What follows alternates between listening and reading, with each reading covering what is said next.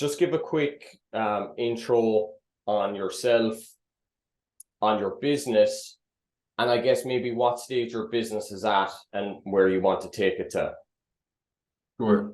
So yeah, it's still a new enough business. I'm kind of employing skills that I've been using on my own websites. It's in the SEO space. And Okay. in the last 3 or 4 months, we've taken on the first few clients. The last big client just got the 2-month result, and like he's ranking #1 for 2 or 3 keywords in central London for branding. So like finally we got a really juicy case study to kind of showcase the world. So yeah, in terms of like getting clients, we've been using a few different approaches. Some on like Facebook groups, Facebook posting, Facebook outreach. Just started cold email, but also we've been doing quite a bit of cold calling, and because you can kind of craft like your ideal client, especially that we have this branding niche now as well, so we can like target all these branding people in different big cities in UK and the US. So yeah, I guess I've never been super good at sales. Like to close the first few clients from Facebook from case studies was okay, but doing the cold outreach, building rapport, navigating all the obstacles in sales, yeah, I'm often just kind of bamboozled, not sure where to take it.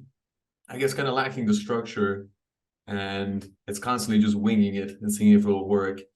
And yeah, so that's, I don't know, does that answer your question? Yeah, and maybe to dig in on that, because sales is a very broad term. Like under sales, there's a lot of different skill sets that you have to master to be good at that thing, right? To give you an example, to be a good Muay Thai fighter, you need to be good with your elbows, you need to be good with your knees, you need to be good with your cross, your jab. And it's the same in sales. There's a lot of different components that you have to get right in the right order to be able to bring in customers. So maybe to give you the most value from the time we have, like what would you say is the biggest challenge you're having with sales now? It might even be like belief. Like I feel like I'm scamming people a little bit, but like I believe in the product, but I can hear it in like my tonality, the way I'm talking. I feel like I'm annoying them, as opposed to like being the guy that's, hey, I've got a very valuable service. This could really help you. And coming with that energy, I'm often a bit timid or trying to rush it.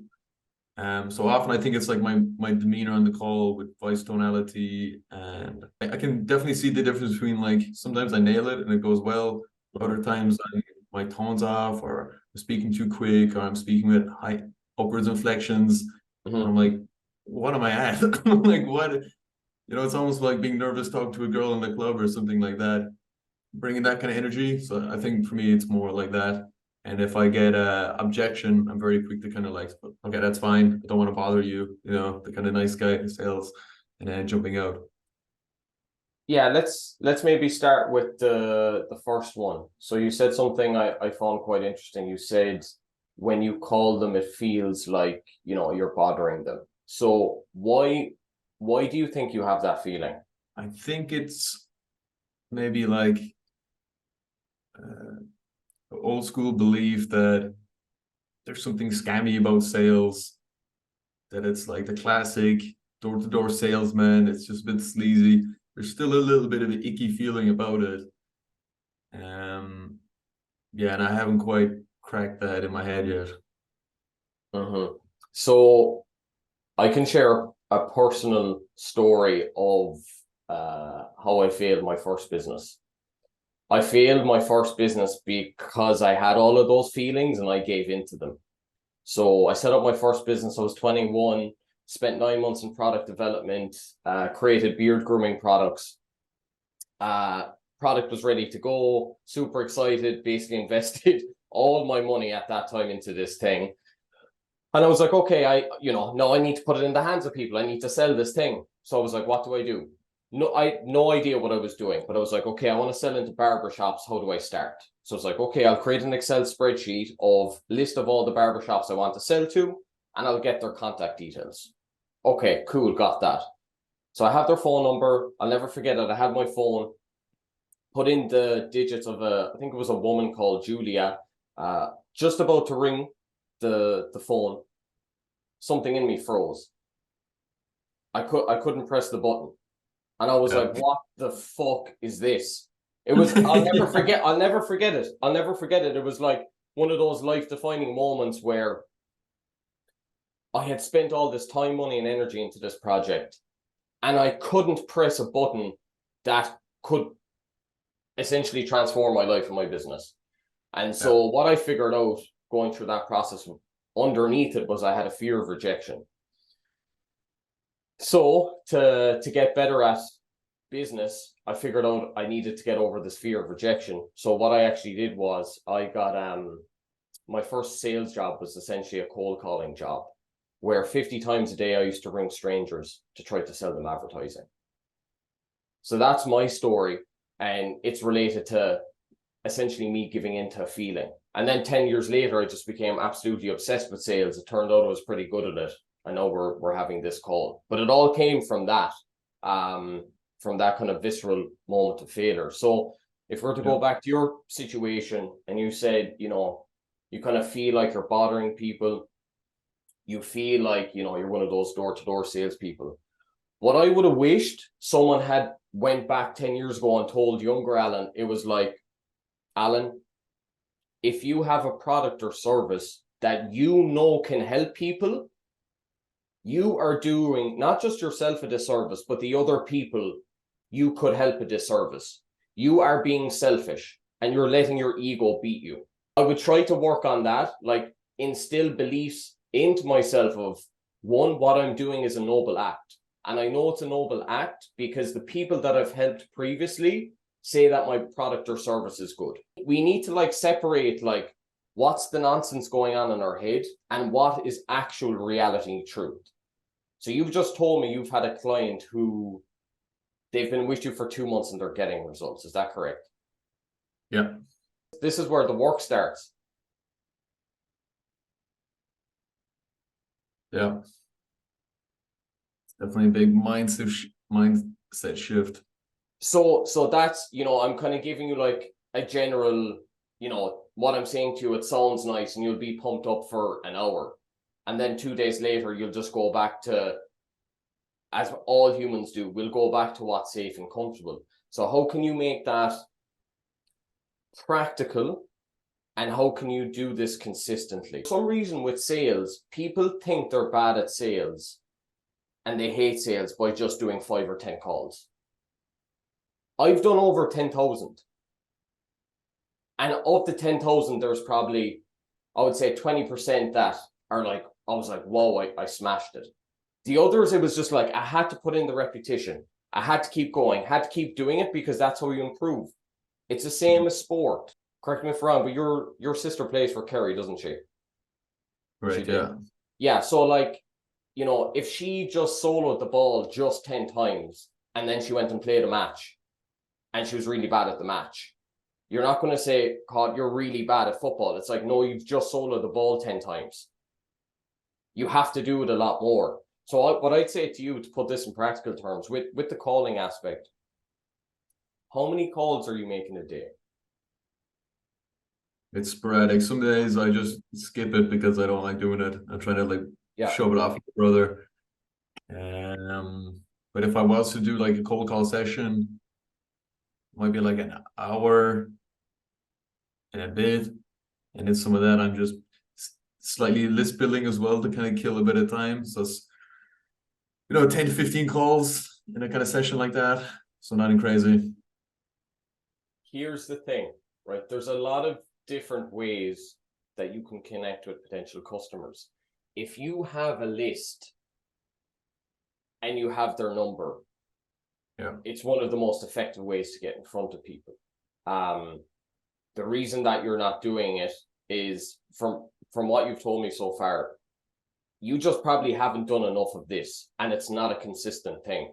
Whereas trust me, if you were to make this practical, you said an hour from Monday to Friday, an hour, nothing else comes into that time, and you don't call it cold calling on your calendar. Yeah. You reframe it.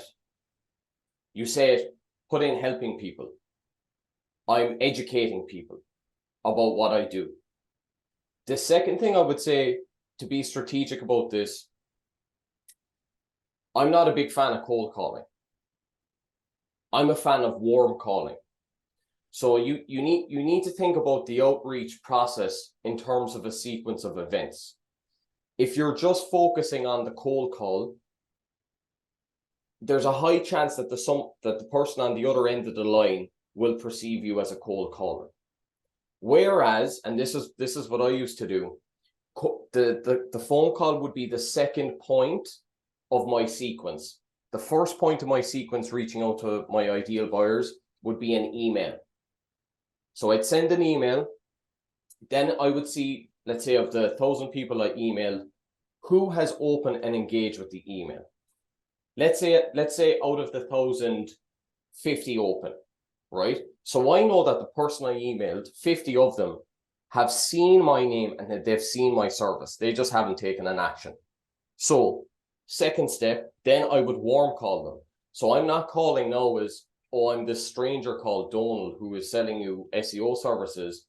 It's like, hey, John, this is Donald. Did I call you at a bad time? And I'd frame the opening statement like that because I want them to say no. I want them to feel like they have the power to say no. When people feel like they have the power, like you're giving them control, you have a higher chance of grabbing them for that 1 or 2 minutes for them to listen to what you have to offer. So like the three objectives you want to achieve with your call, and they don't know you, they've just opened your email. One, you want to disarm them. So asking a question, did I catch you at a bad time? Disarms them, because most cold callers, they go on the phone, they're like, hey, I'm Donald, I'm calling from XYZ SEO agency. Can I have 5 minutes of your time? Done. You're done. They don't care. Yeah. And it's a terrible opening because you're just another one of those cold callers.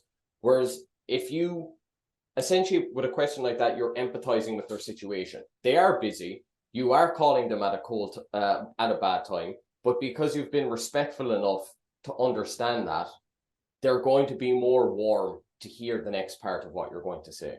So that's the first part. So you want to disarm them. 2, you want to state your purpose. So your purpose is, so they say, okay, I've got 2 minutes. And then you say why exactly you're calling. Say, look, I'm following up on the email I sent you a couple of days ago. Did you get a chance to read it? Now you've got them thinking. So you've completely shifted their attention. They're like, wait, Donald, message. Wait, someone did email, but I didn't really read it because I've like 100 other emails. Now you've got them thinking, right? So you want to ask them a question. That could be the question. Did you get to read the email, or did you, what did you think of the email, that kind of thing? Yeah. So here's the thing I'd say, right? With a script for cold calling or presenting your services, it's good to have a script, but you don't always have to be completely tied down to it. So say it in your own terms. Say it in your own terms. Did you get a chance to see the email that I sent you a couple of days ago? They'll say yes or no. If they say no, then you can come in and say why you're calling. Say, look, I've helped similar company. Let's pretend it's a competitor. That's great because companies hate being behind their competitors. We've helped X, Y, and Z branding company, I don't know, shoot up in their rankings. Whatever outcome you promise, you put it in there. Then you ask another question underneath that, and that question should be related to challenges that companies like these are having.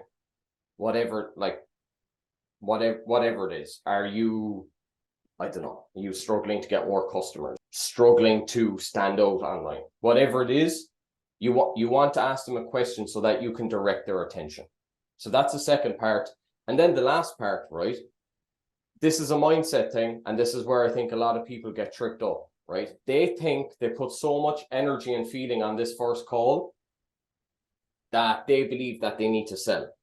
Your objective in a call like that is not to sell. Your objective is to book another time where you can have a meeting with that person to qualify if both of you are a good fit for each other. So how that looks, the last part is you ask the question, then you're like, look, John, I know we're past the 2 minutes. I need to jump on a call. Do you have 15 minutes Tuesday or Thursday at 11? Where I can explain, or where I can ask you a couple more questions to see if we can help you. So it's all soft. You're not going there to sell. You're going there to see if they're a fit, and that's a very different mindset. Blah blah blah. Let's jump on another call at a different day so we can kind of see if we're a good fit. Would you actually say that? So I would say, look, I know I'm calling out of the blue, and I know you weren't expecting my call, but if, and relate this to the challenge they're having, but if getting more clients online is a struggle for you, are you free for 15 minutes on Tuesday or Thursday to maybe show you how we can help you climb your whatever rankings like we did for X, Y, and Z? And then you're tying it back to someone that you've helped. You're leveraging social proof when you do that. That makes a lot of sense. So yeah, that's kind of the best practice. How have you been doing it so far? So far, we thought we would like bring value and like do them an audit. So in general, we kind of jump on to clients. We see they meet certain criteria, like the ranking somewhere around here. They have some reviews. They have a nice website. They have some SEO, but we can help them in like these areas to rank them on Google Maps. So we're like, look, I know we're just kind of cold calling. It's out of the blue. How about we send you over a video audit? You can have a look and see how we can help you. If nothing else, you'll get a better idea of where you stand in Google Maps. Then we showed them these really nice heat maps of them and their competition, of how they're ranking for different keywords, and generally send that off and then try to like follow up call again for the close call. Okay. So, but I don't know, maybe the audit is also something I can show on the second call, you know, like how about we jump on a call later in the week, as you were saying, and then you show them on the audit then and maybe try to close it then. What I found working for me was in the first or second email I would send to a cold prospect, I would actually have like a Loom video within that first email showcasing like 90 seconds to 2 minutes of an audit. So think of it like the drug dealer strategy. You're giving them a taste for how you can help them. And then when you call them, and let's say they did see that message, they're like, oh yeah, I briefly saw that video. It sounds like what you're doing looks interesting. No, that's already in their head. But if you're saying on the call, can I send you a video audit? They'll likely just say yeah to get you off. So I would look to, if possible, build the value up front. First part of the sequence, send it in the email. Use a tool like Loom. Have you heard of Loom? Yeah. Loom or Vidyard. That's how you'll stand out. And one other thing, I know you use the term, you know, I know I'm just cold calling you. Don't say that. Yeah. Don't say that. Yeah, don't use that. Use a term like, I know I'm calling out of the blue, but be very matter of fact. Yeah. Yeah, fair enough. I think I was just watching some other YouTube video where he was like just upfront about, hey, we're cold calling, but give us a minute or something like that. But yeah, change the dynamic around the word cold calling. So right, let's say if you called me and your opening was great, I was like, okay, I'll give you a minute or two. What have you got to say? If you start using terms like cold calling, to me, my brain goes, this is a pushy salesman. Yeah. So remove that stuff from your vocabulary. Cut it. Absolutely. Yeah, because if I have those connotations, most likely they have those connotations with those words too. Does that help? Yeah, that's big. I think even those few changes would be massive to the overall dynamic of how we're actually jumping on calls. You've already provided a little bit of value. So now I don't even feel it's icky if I've already provided the person a bit of value before jumping on that call. So that's the thing. That's the thing. Like the biggest challenge, and I hear this from many people who are just kind of getting into sales, is their opinion and beliefs around sales. Like, I had to brainwash myself to get out of that. I had to convince myself that every time I was picking up the phone, I was getting paid to learn. So I viewed this whole thing as a learning process. And I would encourage others as well in that position to do so, because it's like, if you approach it like, oh, I need a sale, your intent, that comes across to the other person. You know, it's the same way you're in a bar, you're in a club, you see a woman, you find her attractive. And if your intent is one thing, you know, you want to bring her home, she feels that. And 9 times out of 10, she's going to say, no, I know what you're after. So you have to be more strategic with your approach. Honestly, it's the same thing. These analogies I can get behind for sure. Yeah, I know a bit about your background. That's not for YouTube's ears. Okay, so that's the cold calling part. Any other questions around that? How many calls is typical? I guess, does that depend on the niche, or would you be trying to close on that second call then? Okay, so this is a nice segue to the sales process, right? Have you figured out your sales process? As in how many calls, how many conversations it takes to take someone from like a lead to a paying customer? To answer your question, no, but I would say on average, it took 3-ish calls, maybe with the other ones. Yeah. For back and forth and figuring stuff out, and more than I thought actually. For the type of service you're selling, that makes sense. So generally, you'll want the first call to be about discovery, right? You go into discovery mode, you figure out what their pain points are, see if it's a fit. Use the BANT framework. Do they have the budget? Are you speaking to the right authority figure? Do they have the need?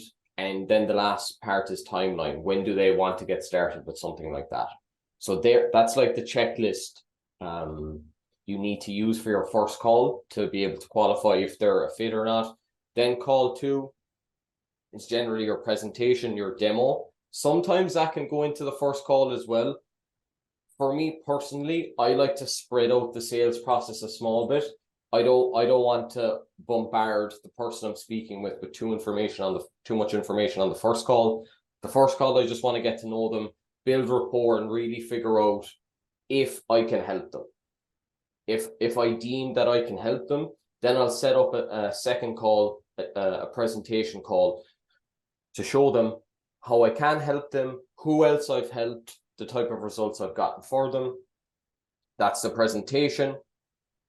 If I'm doing really well and the prospect is receptive, I might go for the close on that call.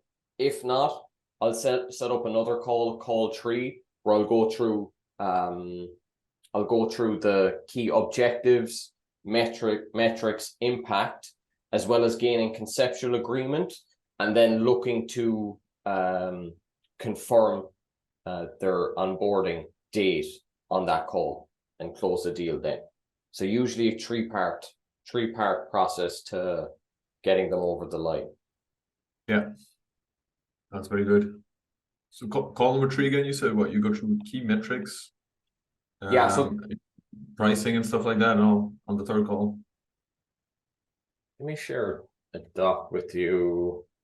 Do you not say the price of the second call? It depends. Yeah. It depends. For the price, the key information I'm looking for is their budget from the first call.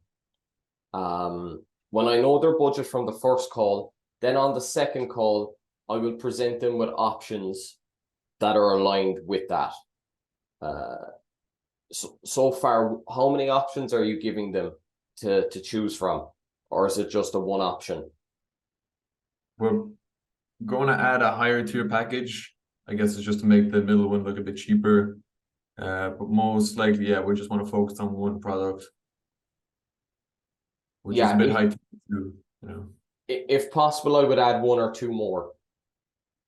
Just High price, medium price, low price, because you don't want to put your by having just one offer, you're pigeonholing yourself. So say, for instance, you're dealing with someone who's very price sensitive. Maybe your mid-tier offer doesn't resonate with them, and they're like, I don't know this guy Donald, not sure of his results. His offer seems a bit too much of a risk for me.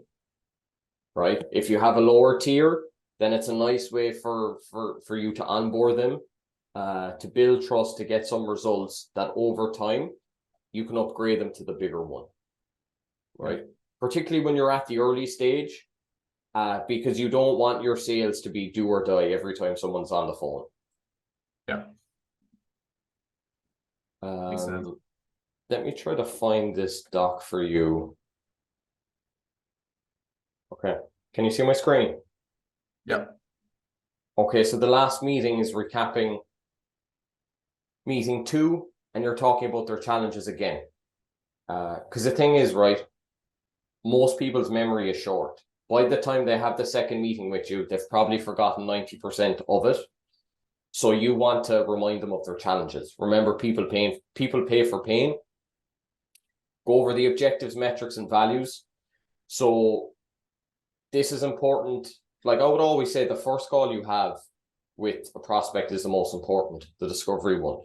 That's where you need to get all the key information from them. And once you have that key information from call 1, it'll make your call, your close call a lot easier, because you can go back to everything they said. So you go over their objectives, what they want to achieve, the metrics. That's important, because then you're able to not only both agree on success. I don't know, they want, 20%, they want to rank on page 1 on Google, whatever it is, because what you'll see over time, let's say you're in the 3rd month of them being your client. Let's say they're like, Donald, we don't think this is working. The moment they say something like that, then you go back to the metrics and you're like, remember we agreed on this metric and this is what you wanted? They say yes. Okay, well, actually, this is the result I got you, and it's a bit above. And then they're like, oh shit. So it not only will it help with your close, it helps with you actually retaining them as a customer long term. And then you talk about the value and the impact. So the way I approach a close like that, briefly go through a 1-page proposal. It's like, you don't waste too much time on this. Basically, it's a summation of everything that you've covered, which is important for you. Go through the proposal. Yeah, and this, the last part here, these are the main questions that I ask to transition to the close. So 1, does the proposal seem fair? The use of the word fair is very strategic. Why is it strategic? Because generally people do not like being unfair. So you want to guarantee this at the start. Okay, does everything in the proposal seem fair? Yes. Do you have any more questions? No. Do you believe we understand your business? The use of the word belief is important, because a lot of the times people won't make a decision based off their current set of beliefs, right? So you need to get rid of that. Figure out, do you believe that we understand your business? Yes. Do you believe we have the expertise to deliver results? Yes. Then the last part, and this is a question a lot of people don't like asking because it seems negative and they don't want to mess up the deal. It's one of the most important. You need to start leaning into the negative, because you don't want to find yourself in a position where you've spent a couple of hours with these guys and then you're like, okay, so we just start. Will we start next week? If everything's good, do you have any more questions? No. And they say, oh, we need to think about it. I'm sure you've heard that before. I need to think about it. Yeah, you just don't accept it. You just don't accept it. You need to get the objections on the table, because when they say something like, we need to think about it, that's a red flag for me. So you want to uncover what's really going on there. So a question to kind of open up that kind of worms is there anything that would stop you from greenlighting this partnership? Or is there anything that would stop you from moving forward with this? Then you listen. Let's say they say no. Great. When do you want to start? You can say, have you earned your business? You can say, when do you want to start? Because look, you can go on YouTube and you can type in how to close a customer, and you're going to see a load of spammy shit that's like super salesy, and this is why people feel uncomfortable doing sales, because it comes across as manipulative.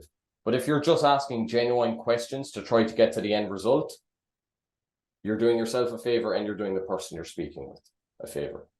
What are your thoughts on that?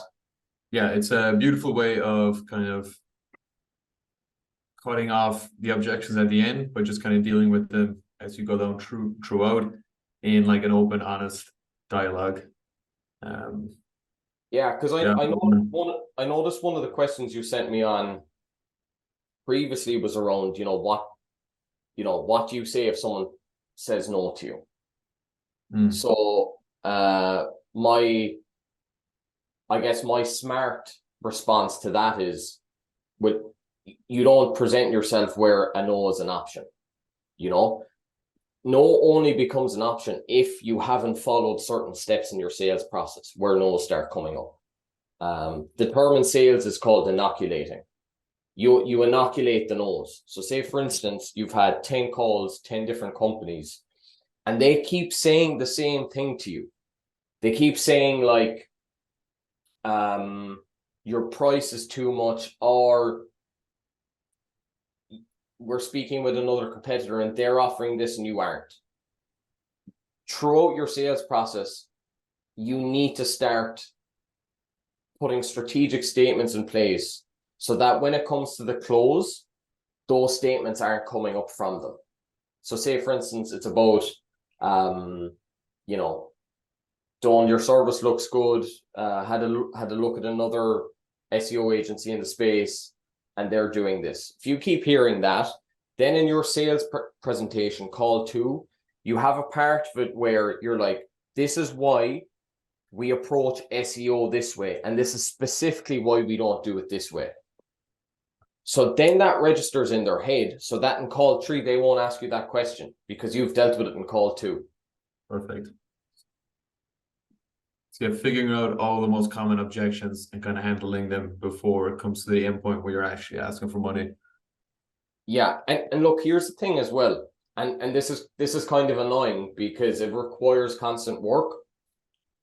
The scripts you create for your discovery call, your presentation, your close call, they're not static documents. They're things that are going to have to be constantly iterated because you're going to be hearing different things from different prospects you're speaking to. Like, you're doing sales well, like say in a year's time, you take on some of the stuff I've said to you, you start, doing the repetitions, you're doing it an hour, or your brother's doing it an hour every day. That in 12 months time, you're not hearing any of these objections because you've baked them out throughout your sales scripts. No, that sounds great, dude. Okay. Anything else? So there were kind of two big ones. I think you've answered a lot of them with just like a higher up perspective. Questions you sent over were essentially symptoms from bigger problems. If you start solving the bigger problems, those symptoms will go away. Yeah. It's the same thing as like you've injured your knee, right? And to deal with the pain, you just take painkillers. But you're not actually dealing with the problem of doing the rehab to get the knee right. And so the injury is lasting longer. I think just having a better structure in general, knowing how many calls, as you said, baking in the objections beforehand, that's going to deal with a lot of the things we've been having problems with. Just that alone, I would say. So we'll definitely have to go back, give a rethink of the whole structure, and as you say, keep iterating. But I think, yeah, I need to do this consistently too. Maybe not these big marathons every now and again, but just an hour a day at least. Keep that minimum consistency. Yeah, if there's anything, what I'd suggest to you, if there's anything you should take from this call, it is installing that habit of 1 hour of day of prospecting. If you do that every day for an hour, you will not go hungry. you will not need business. The challenge with, you're doing some prospecting for a marathon day on a Tuesday, and then you don't do it again for a month, is that the days leading up to that day that you have to do it on that month, you start dreading it. And it seems like a much more challenging task than what it actually is. You're basically creating your ideal list, sending a little bit of value with like the Loom video. Yeah. And you're still ringing those people even if they haven't replied to you. You're just seeing if they've opened. Let's say, obviously, if someone responds, you're going to try to ring them. But if someone has only just opened, you still take that as like, some bit of an invitation. They've checked you out a little bit. I would still, yeah, that's my signal. Because a lot of the times they're not going to respond back. Let's say you send 1,000 emails, you'll be doing well to get maybe a 10% response rate, right? And that's just responses. No, in terms of viewing, that depends on how verified was your list. Did you make sure all the emails on your list were actually emails of the people that you were intending to contact? And have you warmed up your domains adequately to ensure that the deliverability of your emails are high?